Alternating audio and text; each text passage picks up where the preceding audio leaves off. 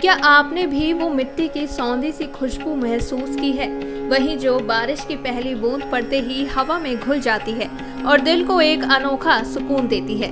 जी हाँ, हम बात कर रहे हैं सावन के महीने की, भगवान शिव का प्रिय महीना, जब हर हर महादेव के जयकारों से मंदिर गूंज उठते हैं।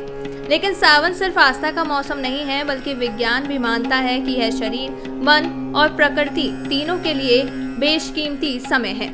आज के इस वीडियो में हम दो पहलुओं पर बात करेंगे। पहला, सावन सोमवार पर दूध चावल से जुड़े खास उपाय जिनसे जन्म कुंडली का कमजोर चंद्रमा मजबूत होता है, और दूसरा, सावन के वैज्ञानिक फायदे जो इस महीने को सचमुच हेल्थ फ्रेंडली बनाते हैं। तो चलिए शुरू करते हैं।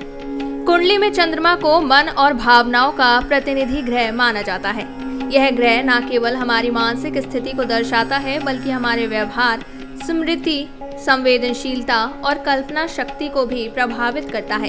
चंद्रमा के प्रभाव से ही व्यक्ति का मन स्थिर या अस्थिर रहता है। अगर चंद्रमा कुंडली में कमजोर हो, जैसे कि नीच राशि में हो, पाप ग्रहों से पीड़ित हो या अस्त हो गया हो, तो यह चंद्र दोष कहलाता है, जो मानसिक और भावनात्मक समस्याओं का कारण बनता है। ऐसे व्यक्ति को डिप्रेशन, एंजाइटी, असमंजस, बार बार मूड बदलना और निर्णय ना ले पाने जैसी समस्याएं घेर लेती हैं। इसके अलावा घर में भी इसके संकेत दिखाई देने लगते हैं, जैसे माँ की तबीयत बार बार खराब होना, जल सूत्रों जैसे सिंक, टंकी या वाटर पंप का रुक रुक कर काम करना, या सफेद वस्तुओं जैसे दूध, चावल आदि का बार बार खराब होना। क्योंकि चंद्रमा जल तत्व का ग्रह है और यह स्त्रीत्व, पोषण और शांति का प्रतीक है, इसलिए जब उसमें दोष होता है तो जीवन में बेचैनी, असंतुलन और तनाव आ जाता है। ऐसे में सावन के पवित्र सोमवार को दूध और चावल जैसे श्रोत तत्वों से किए गए उपायों को चंद्र को बल देने वाला और मन को स्थिर करने वाला माना गया है। ये उपाय न सिर्फ आध्यात्मिक रूप से फायदेमंद है, बल्कि मानसिक शांति और संतुलन के लिए भी बेहद उपयोगी होते हैं। सावन सोमवार के दिन चंद्र दोष को शांत करने और मानसिक शांति पाने के लिए कुछ सरल लेकिन प्रभावशाली उपाय बताए गए हैं। सबसे पहले, सुबह स्नान करके स्वच्छ वस्त्र धारण करें और पास के किसी शिव मंदिर जाएं। वहां सबसे पहले जल से शिवलिंग का अभिषेक करें, फिर गाय के दूध से दोबारा अभिषेक करें। ध्यान रखें कि दूध के बाद दोबारा स्वच्छ जल जरूर चढ़ाएं, ताकि दूध शिवलिंग पर जम ना जाए। इसके बाद सफेद अक्षत यानी साबुत चावल, जिन्हें हल्का सा गीला कर लें, उन्हें शिवलिंग पर अर्पित करें, क्योंकि सफेद रंग चंद्रमा का प्रतीक होता है और यह चंद्र दोष के निवारण में सहायक माना जाता है। अभिषेक के दौरान ओम हे क्लीं सोमाय नमः या फिर चंद्र बीज मंत्र ओम श्रा श्री श्रो सह चंद्रमसे नमः का कम से कम 108 बार जाप करें। अगर घर में काले तिल उपलब्ध हो तो थोड़ा सा तिल दूध में मिलाकर शिवलिंग पर रुद्राभिषेक करें। यह उपाय विशेष रूप से तनाव और उच्च रक्तचाप को संतुलित करने के लिए उपयोगी माना गया है। इसके अतिरिक्त शाम को जब चंद्रमा दिखाई दे तो चांदी के पात्र में गंगा जल, दूध, कुछ चावल के दाने और 2-3 बताशे डालकर चंद्रमा को अर्घ्य दें। यह प्रक्रिया मन को शांत करने और नींद में सुधार के लिए लाभदायक होती है। अंत में इसी रात या अगले दिन दूध और चावल की खीर बनाकर गरीबों, अनाथ बच्चों या जरूरतमंदों को दान करें। क्योंकि दूध और चावल दोनों ही चंद्रमा के प्रतिनिधि माने जाते हैं, इसलिए इनका दान करने से न केवल चंद्र बल प्राप्त होता है, बल्कि आध्यात्मिक पुण्य भी मिलता है। अब सोचिए, दूध, चावल, जल, तिल, ये सारी चीजें कूलिंग मानी जाती हैं। गर्म फुंसी या मानसिक बेचैनी में ठंडा दूध, चावल का पानी या तिल का लड्डू अक्सर राहत देता है। जब हम शिवलिंग पर इन्हें अर्पित करते हैं तो प्रतीकात्मक रूप से मन को ठंडक पहुंचाने का संकल्प लेते हैं। साथ ही मंत्र जाप एक तरह का माइंडफुल ब्रीदिंग है, जो दिमाग को अल्फा बैक्स में शिफ्ट करता है। डॉक्टर भी मानते हैं कि इससे चिंता घटती है, यानी अध्यात्म और विज्ञान दोनों का सुनियोजित संगम। अब बात करते हैं सावन के वैज्ञानिक पहलुओं की, जो इसे सिर्फ धार्मिक दृष्टिकोण से नहीं, बल्कि स्वास्थ्य और पर्यावरण की दृष्टि से भी अत्यंत महत्वपूर्ण बनाते हैं। मॉनसून की झमाझम बारिश सिर्फ धरती को ठंडक ही नहीं देती, बल्कि उसका हर एक कतरा वातावरण को शुद्ध करने का काम करता है। जब बारिश होती है तो हवा में मौजूद धूल, परागकण, जहरीले गैस कण और प्रदूषण जमीन पर बैठ जाते हैं। वैज्ञानिक रूप से यह प्रक्रिया वेट डिपोजिशन कहलाती है, जो प्राकृतिक रूप से एयर फिल्ट्रेशन का काम करती है। नाइट्रोजन युक्त बारिश मिट्टी में समाकर उसे उपजाऊ बनाती है, जिससे पेड़ पौधे और अधिक हरे भरे हो जाते हैं और ज्यादा मात्रा में ऑक्सीजन छोड़ते हैं। यह पूरी प्रक्रिया वायुमंडल को ताजगी और स्वच्छता से भर देती है। विश्व स्वास्थ्य संगठन WHO और अन्य पर्यावरण रिपोर्ट्स के अनुसार मॉनसून के दौरान भारत के अधिकतर हिस्सों में एयर क्वालिटी इंडेक्स में औसतन 30 से 40% तक सुधार देखा जाता है। यानी सावन की यह हरियाली और ठंडक फेफड़ों के लिए एक प्राकृतिक बूस्टर डोज की तरह काम करती है। ऐसे मौसम में सांस की बीमारियां, एलर्जी, अस्थमा के अटैक जैसी समस्याएं भी घटने लगती हैं। अब बात करते हैं शरीर पर सावन के प्रभाव की। इस समय वातावरण में ह्यूमिडिटी बहुत अधिक होती है, जिससे शरीर का मेटाबॉलिज्म यानी पाचन तंत्र थोड़ा धीमा हो जाता है। यही कारण है कि हमारे पूर्वजों ने इस मौसम में भारी, मसालेदार और तला भुना खाना छोड़कर हल्के और सुपाच्य भोजन पर जोर दिया। फलाहार का मतलब केवल उपवास नहीं, बल्कि शरीर को राहत देने वाला भोजन देना होता है।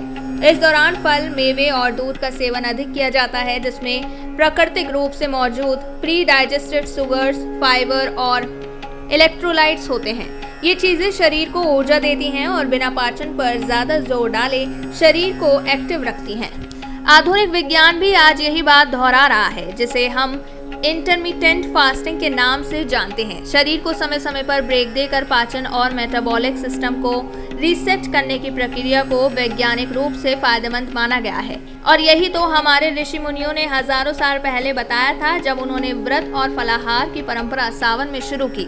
इस तरह सावन का महीना सिर्फ पूजा पाठ और परंपरा का नहीं, बल्कि एक वैज्ञानिक और स्वास्थ्यवर्धक प्रक्रिया का हिस्सा है, जो हमें प्रकृति से जोड़ता है, शरीर को संतुलित करता है और मन को शांत करता है। सावन का महीना न सिर्फ आध्यात्मिक और धार्मिक रूप से खास होता है, बल्कि इसका एक गहरा वैज्ञानिक और मनोवैज्ञानिक पक्ष भी है, जो हमारे स्वास्थ्य और जीवन शैली से जुड़ा हुआ है। बारिश के मौसम में वायुमंडल में नमी अधिक होती है, जिससे बैक्टीरिया और वायरस तेजी से पनप सकते हैं। खासकर पानी में संक्रमण का खतरा काफी बढ़ जाता है।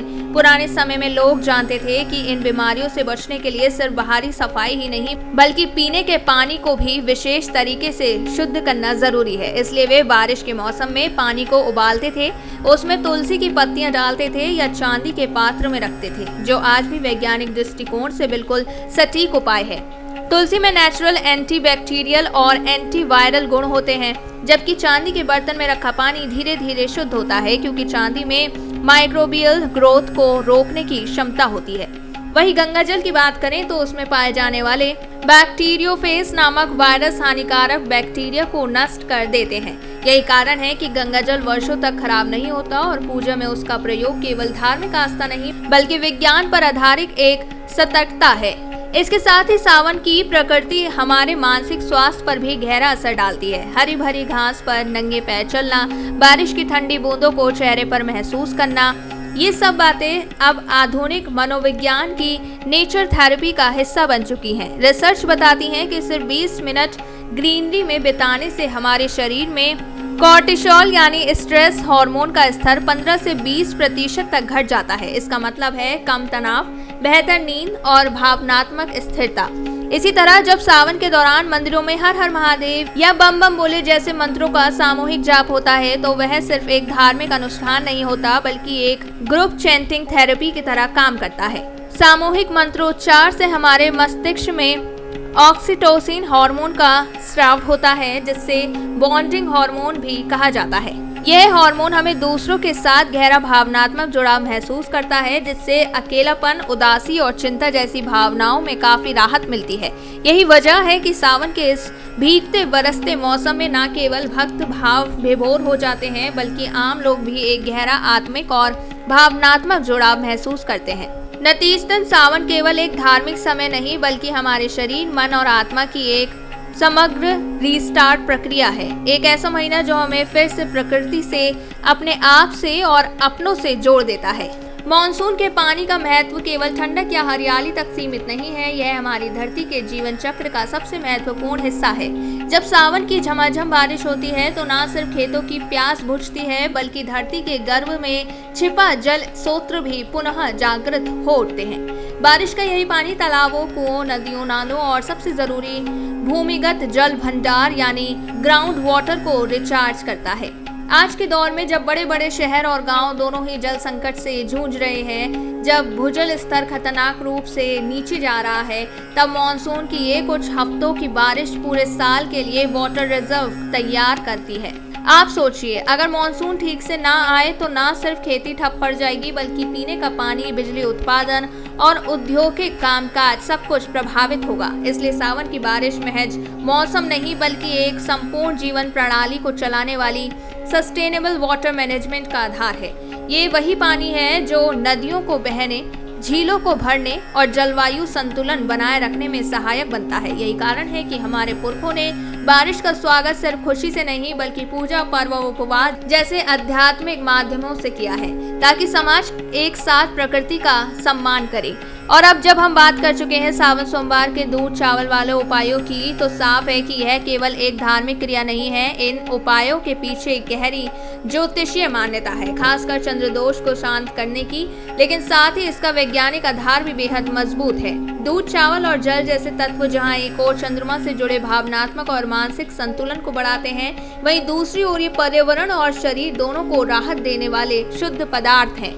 यानी सावन के सोमवार सिर्फ व्रत, उपवास या अभिषेक तक सीमित नहीं है।